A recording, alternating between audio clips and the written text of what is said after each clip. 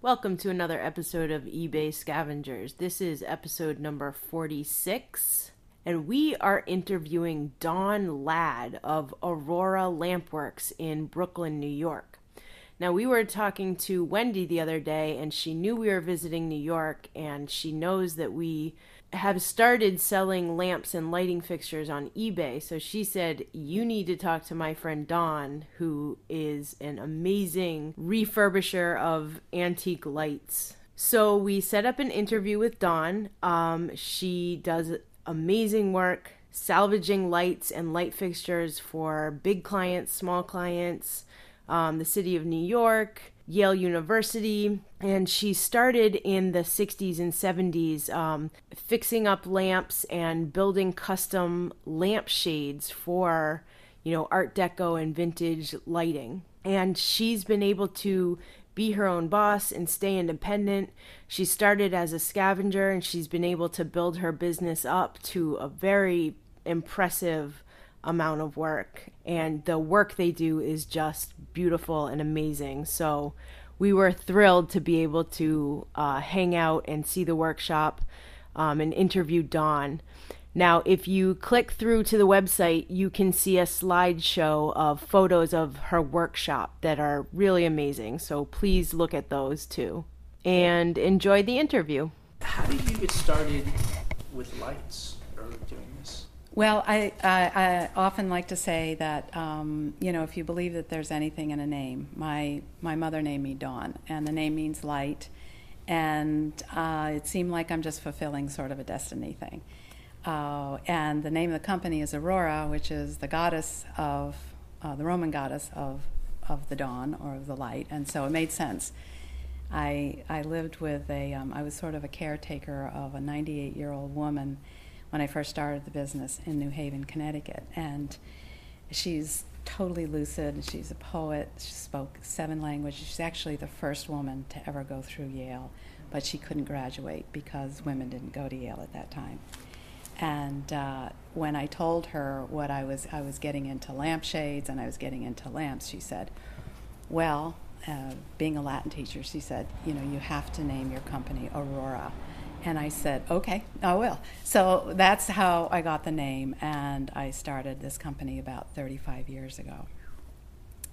And it started off in lampshades. I actually went to Europe for the first time, and I walked into this incredible store in London that had all Art Deco, everything, the furniture, the couches, the rugs, the wall coverings, the lighting.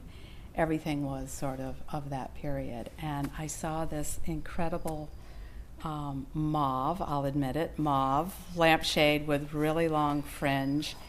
And it was so beautiful. And I just fell in love with it. And I said, I've never seen a lampshade like that. And I want to make lampshades like that.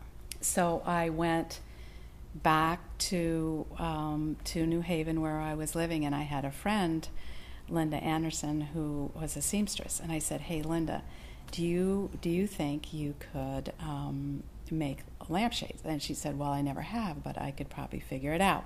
So there was no Google or anything then, so she actually had to go to the library and get books and find out. And it's actually very hard to make a lampshade because you have to stretch the fabric over, and it has to be the right kind of fabric, so the heat of the light bulb doesn't stretch it out, but then it pulls back in, and so it has some elasticity to it, and you have to be really strong because you have to really pull it and sew it.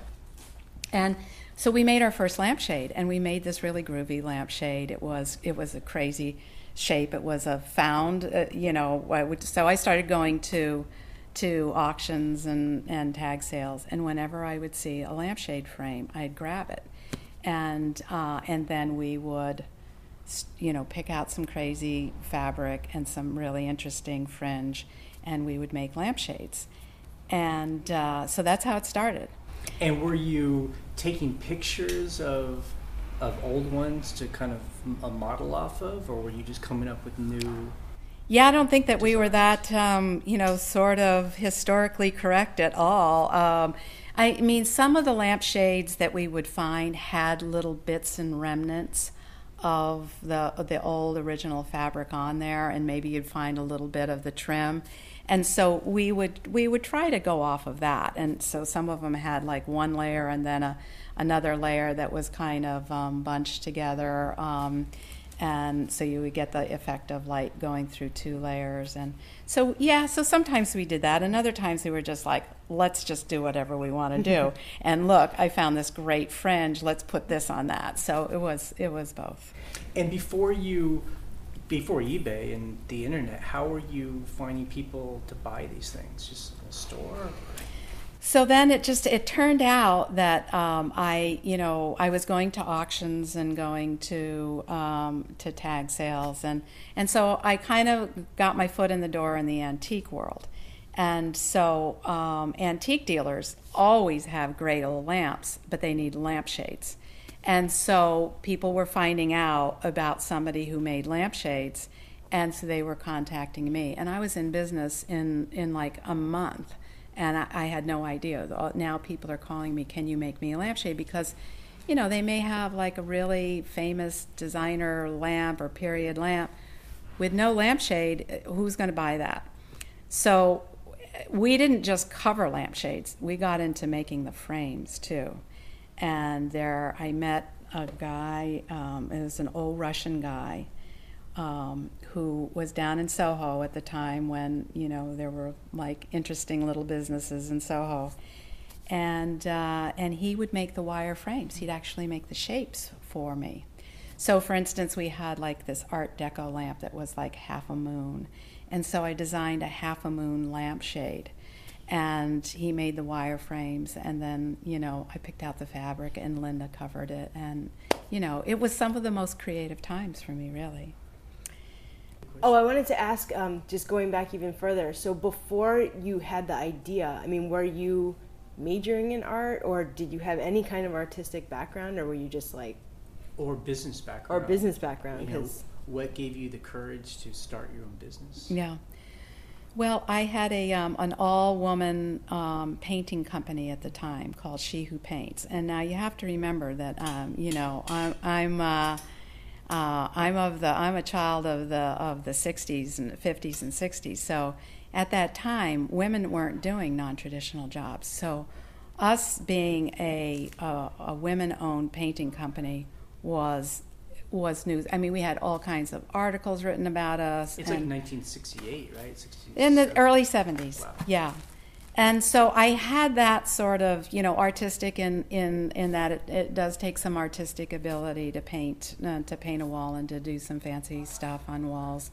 And then, you definitely get a business background. And I guess I just kind of always, even as a kid, found ways to make a buck.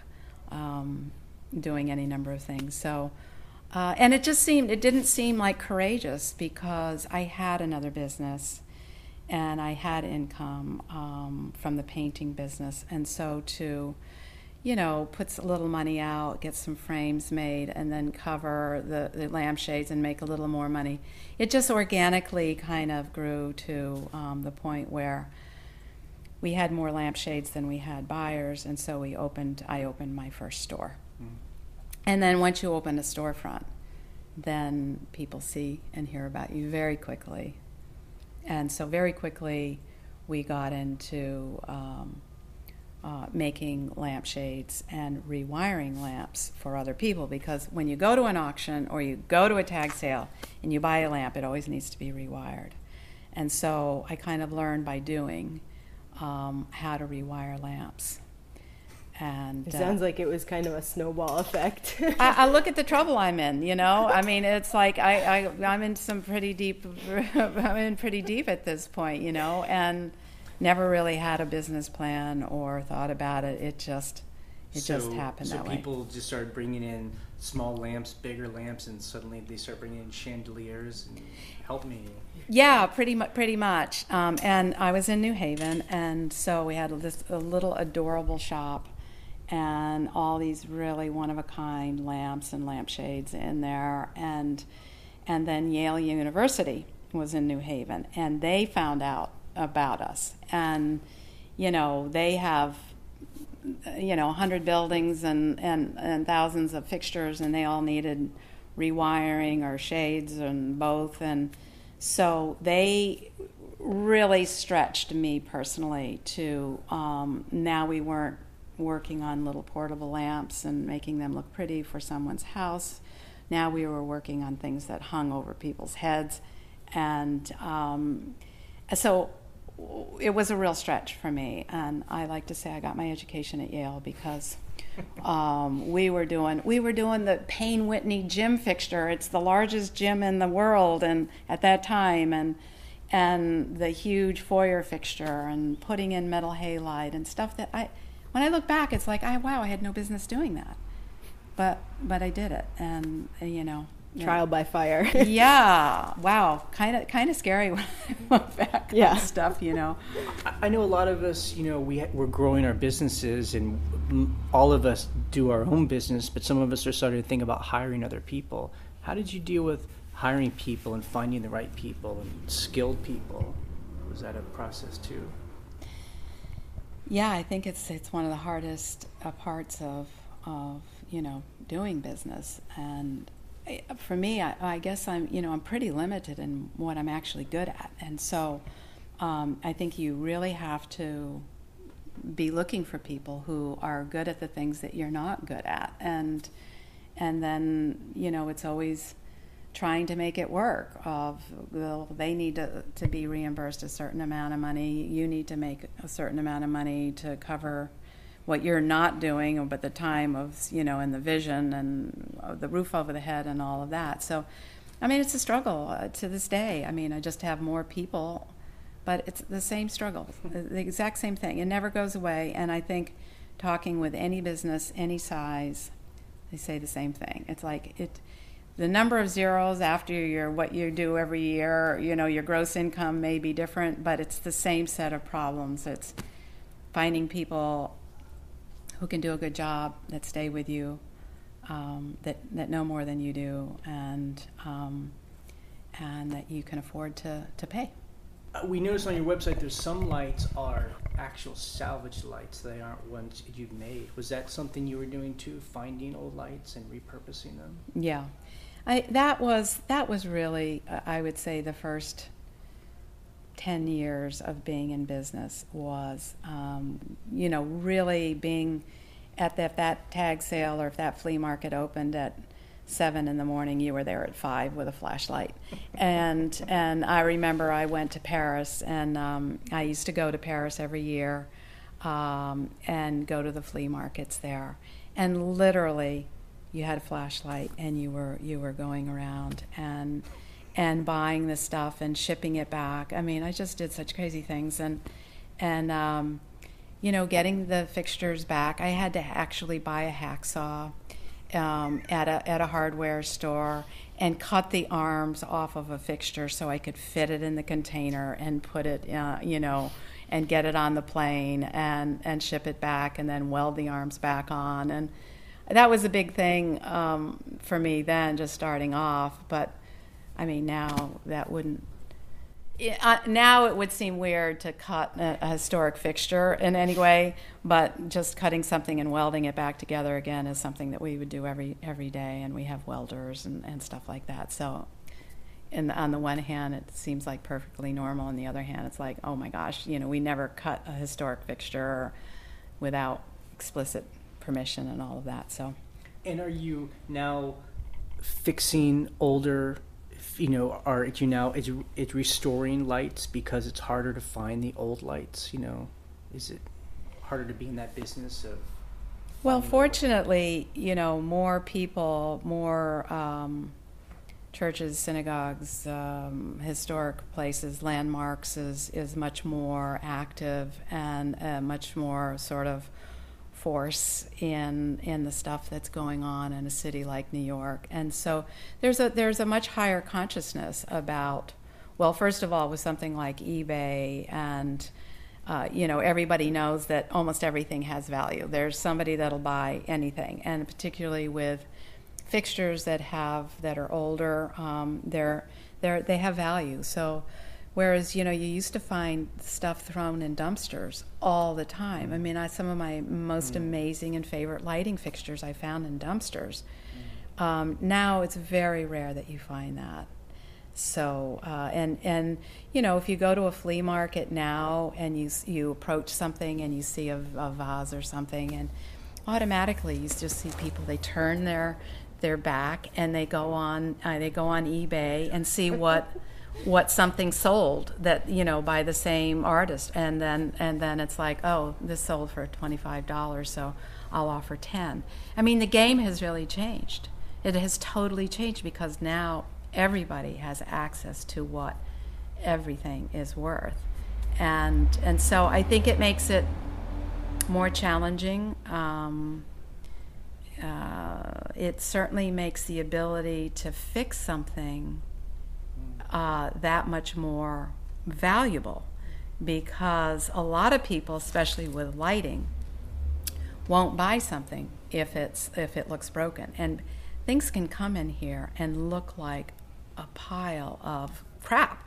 It's been dropped, it's dusty, it's been painted, and so once you know about lighting, and you can tell that, this could be fixed with a little paint remover, a little straightening, a little rewiring. So I think lighting still is a holdout for people who want to find it and can learn how to fix it up and reuse it. I think it's a really good opportunity. Are you buying out estates or anything, or going out and bidding on old implements or old lights? I used to do that, and now I'm pretty much, consumed with maybe other people who did that, and they saw the vision, they saw that there's something could be done with this, but they'll bring it to us because they don't know how to do it or they don't have the time. And let's face it, with lighting, you are hanging something heavy over people's heads with electricity running through it. So there are some liabilities on chandeliers that make lighting a little bit more challenging than maybe redoing a headboard or something. So again, I think it's a good business to get into, because not everybody is willing to learn how to do it, or to figure out the wiring stuff. The wiring is a little intimidating, but definitely to me, I'm terrified of electricity, and I don't do any wiring of lamps. You hire someone else to do that. Yeah, right? yeah, somebody else, because I'm dyslexic, and like all those wires and everything, not for me. I just had one more question, and that's, in our community, we talk a lot about the excitement of scavenging. Yeah. We all get into the hunt. Like, even the week we spent here in New York, we've been going through the trash around NYU, and we've been finding old carpets, old rugs, old wool rugs, amazing things. And Winnie was saying you're really a big advocate of it's recycling and reuse. Right. Can you talk about that excitement that's run through your business? Or? Yeah, for me, the most exciting aspect of what I do is the reduce, reuse, recycle, in that order. So first of all, not having something is better than having it. Reusing it is the next best thing, and then recycling it if there's nothing else that you can do with it. So to me, getting these old fixtures that maybe 10 years ago, 20 years ago, would have been thrown, melted down for scrap metal, to see them come to life again, and is really, really rewarding. I can't say it's a get-rich-quick scheme, but it's pretty great for me to think that some of the fixtures that are on some of the buildings in New York City will be there until, for 100 years or more, until the city's underwater, if that ever happens. And, there's a great satisfaction in taking something that would have been thrown away or just, melted down for scrap and making it usable again. I personally find a lot of satisfaction in that. I think another great thing that's going on with lighting is that with new technologies that the old fixtures, are being refurbished to incorporate new lighting sources. And so that, again, is, about every 50 years there's a major kind of technology swing. And so we're in the midst of one right now. With LEDs or? Yeah, pretty much with LEDs. Yeah. And fluorescents had their day, and now LEDs are coming into play. The problem with LEDs is that they're just a moving target. Like the technology hasn't really settled in yet. And so lighting designers that are speccing out lights for, I'll show you before you leave some of these incredible fixtures, they won't even spec out the light bulb yet, because they know from the time that they spec it out until the time that they're actually restored, the technology is going to change and there'll be something better. Now, Wendy was telling us, and sorry if I get this wrong, that you started one of the first women credit unions. Is that correct? So, I mean, we have a large community of women who are have their own businesses. I think they'd love to hear about you starting that. Oh, great. Well, I'd love to talk about it. It was back in 1973, and people that are younger than me, especially 20s and 30s people, they have no idea. How would they? They weren't there. How hard it was as a woman to get any kind of credit, even a credit card. This just sounds unfathomable.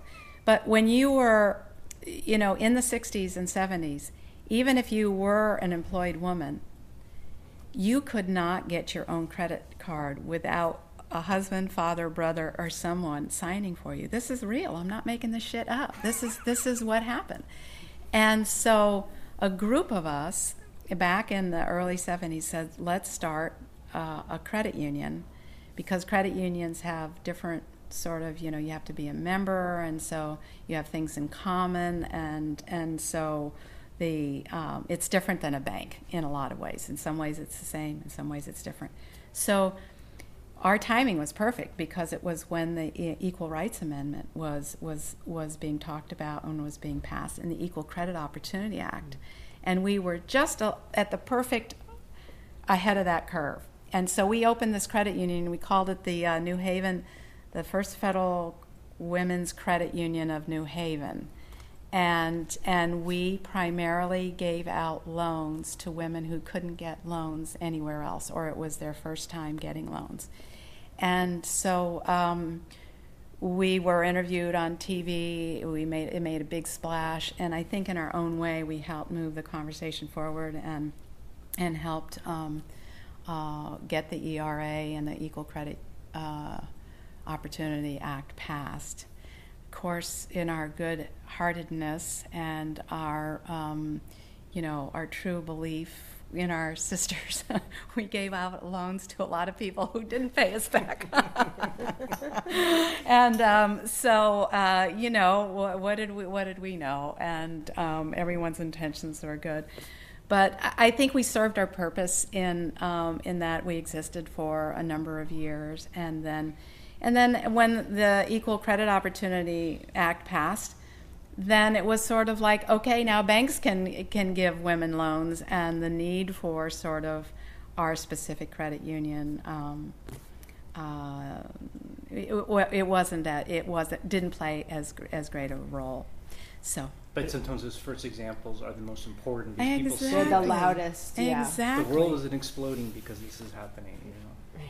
Yeah. Exactly. That's about shipping. Yeah, I wanted to ask you about how you ship these huge chandeliers and light fixtures to people. You should see the look on her face right now. Because I'm the one that ships. We sell lamps and light fixtures. I mean, they're small-ish, but they're delicate, so I'm sure there's a whole art to it. There really is, and I think sometimes the art handlers make more money than we do on the shipping of fixtures. And if you could look inside this crate that's right over here, you would see a crate that must have cost them $2,500 to make. I mean, it's got padded shelves, and the shelving inside was made just to fit the particular pieces, and it's got foam, and they're incredible. It's a real art, and especially when we're dealing with the fixtures that we're dealing with, it's mostly art handlers that do this. So, but obviously, if you're shipping $100 chandelier, you can't spend $400 on the crate. So, double walled cardboard. A lot of fixtures, it's best to suspend a pipe through the box. Wow. So on either side, you put a nut, or so if you take a cardboard box, double wall, and you line a piece of a 1x2 on either side, and you can glue it in there. And then you can run a pipe through it and nut it on either side, so you're not nutting through the cardboard, because that won't last. You're nutting through the wood. And then with a little S hook, you can hang the chandelier, if it's on chain or something like that, and then bungee cord it off so that it's not swishing in. I mean, none of us like peanuts, and they're a total pain in the neck, and most of them are not recyclable, so they're real drag. You can get the biodegradable peanuts, and they're probably not quite as good, but because of what they are, they're better to use. I mean, just like the new non-dairy cheeses are probably never going to be as good as dairy cheeses, but the value on the front end of getting away from that whole dairy industry is better than giving up a little taste. So the same with the peanuts. It's probably a little bit better to have something that's biodegradable. Right. Doesn't work quite as well, but in the end game, it's probably better and more with our philosophies of reducing and reusing. Yep. So other than that, paper, recycling paper and bunching it up is a really good way of insulating when you ship. What kinds of stuff are you shipping? Yeah, I mean, the stuff that I ship usually is like it's mostly like a table lamp or a desk lamp, and usually how I do it is I'll wrap it and then double box it with, like you said, like peanuts or like newspaper. Floating method. We use like a floating method of a double box. It's usually not chandeliers, so that's actually amazing that you told me that. Now I'm like, I can ship a chandelier. Yeah. But yeah, I mean, we're just getting into it now, and a lot of times we've had them packed for us because we're like, I don't know how to do this. And we're really big on not spending any money, if we can, on packing its materials. So we get a lot of older boxes, reused boxes. And newspaper. We shred a newspaper. Yeah. We get packing material from like the liquor store. Yeah. I mean, like it's New York here, we're just amazed every day. Cardboard it seems boxes like there's everywhere. cardboard boxes everywhere. It's incredible. This hideous complex went up across the street, and it's 300 luxury condo units. And I really wished that I had had the time to do a documentary, because for a year and a half, every single day, maybe missed a couple of days, the biggest dumpster I've ever seen would come and take that stuff away. And it just broke my heart. It upset me to the point that I hated to come to work. And not to mention the parking wars with all the different trades and the cement trucks. And just to see the amount of materials that went into that building and the amount of waste, I mean, unfathomable. And there are bubble wrap, wood, cardboard, plastic, everything. One of those huge dumpsters every single day. It killed us. I said, this is a village. This is a village that is going to end up in a landfill. And yeah, I mean, I guess going to grocery stores, liquor stores, all of that, all of the box, maybe local, you probably know all of this, going to local recycling places. Yes. And we had this big job we shipped these fixtures to South Dakota. And we had to make all these crates that looked like that. There was no other way of getting them there. And they had to be bubble wrapped, hate the bubble wrap. Now Yep. there's some recycled bubble wrap stuff. It's way expensive, but they make it. And when we were there, we just called all local businesses. We called the business, the Chamber of Commerce. We said, come take this, come take it. Do you know, we could not get anybody. But there's a small population there, and but we tried, but all that stuff, it just killed me. Yeah. That's the downside of being in any business. Yeah.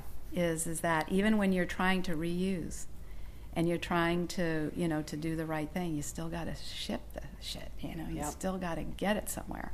Yep. And you got to get it there in one piece. Yep. So you always have to ship the glass separately. Yes. And you probably know that. I box it separately. Yeah. I can't. Usually customers are like, cheapest shipping possible, and you're like, this thing is like such a mess. It's like a little lamp, and you're like, but I boxed each piece separately because you just can't. It'll break, So Yeah. I wrap the glass and then I put it in its own box depending on what Yeah. the fixture is. Yeah, the double boxing it Yep. is really good. Yep. And for chandeliers, you can't, because if you're going to ship UPS, you can't ship a chandelier. You can get those labels or write in this side up, and all of that.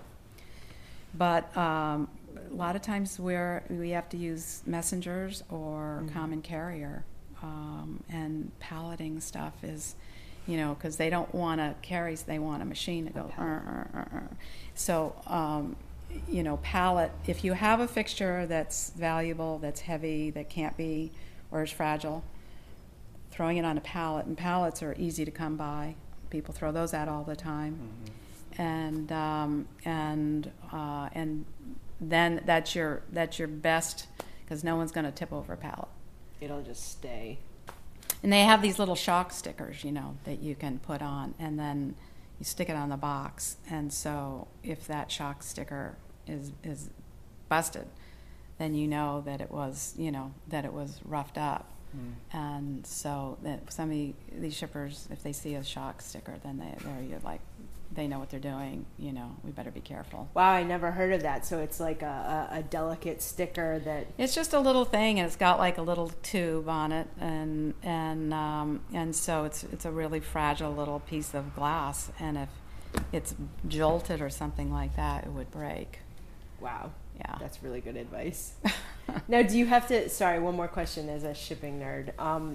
What kind of insurance do you have on it for shipping? Like, do you get insurance with the shipper, or how does that work?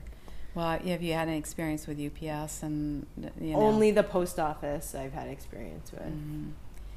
Well, we don't ship with the post office. We Right. ship mostly with UPS, common carrier, or messenger. So with UPS, you have to be really careful because they will fight you to the end about that. They'll always say that you didn't ship it properly. You didn't pack it properly. So one thing to do is to photograph it before it goes out. And, if you do it double layer, one layer, and then this is the final one. So if it does get broken, and you do have to fight them, and it's a big, long paperwork thing, because whoever got it on the other end has to make the claim. UPS has to go out there, take pictures, and they fight it out with you. And so if you have pictures and say, wait, this is the way it left, this was wrapped properly, and go to their website, because they'll make recommendations, and then say, and so, and then you buy extra insurance when you ship it. You can, $4 or $5. It's like a few dollars every $100 or something like that. Shipping is like the hardest part. It just is. Yep. And like I said, if I ever had to be in another business of stuff, I'd go into rugs. Textiles, yeah. They're not very something breakable. that's easy to ship and doesn't break. A lot of the people in a lot of the scavengers we work or we are friends with, they will only ship like clothes or shoes, or they won't do breakable things. We kind of take it on because we can just find such valuable things for so cheap at auctions, because people don't want to deal with shipping it or moving it. But if you're willing to take that on, then the deals are out there.